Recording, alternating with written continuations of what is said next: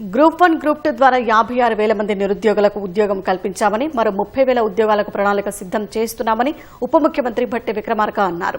నిరుద్యోగ యువతకు ఉపాధి కల్పించాలనేది రాష్ట్ర ప్రభుత్వ లక్ష్యమని ఉద్ఘాటించారు. ఖమ్మం జిల్లా వైరాలో ఏర్పాటు చేసిన మెగా జాబ్ మేళాలో ఆయన పాల్గొన్నారు.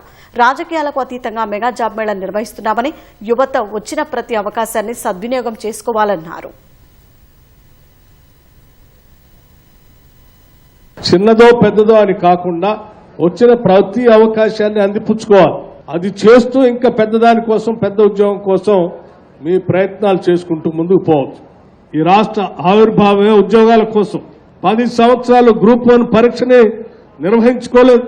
ఎట్టి పరిస్థితుల్లో ఇందిరమ్మ రాజ్యం వచ్చిన తర్వాత ఈ రాష్ట్రంలో ఉన్నటువంటి ప్రతి నిరుద్యోగ యువకుడికి ఉద్యోగ అవకాశాలు కాకపోతే కనీసం స్వయం ఉపాధి అవకాశాల ద్వారా ఉద్యోగ అవకాశాలు ఇప్పించాలి.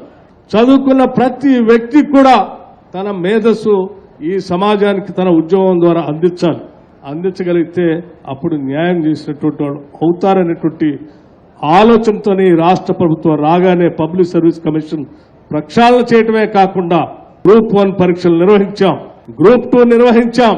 దాదాపు 56,000 మంది నిరుద్యోగ యువకులకి ఉద్యోగ అవకాశాలు, నియామక పత్రాల్ని వారి చేతికి అందించాం. ఇంకొక 30,000 ఉద్యోగాలకు సంబంధించిన పరీక్షలు అన్నీ కూడా ప్రాసెస్ లో ఉన్నాయి.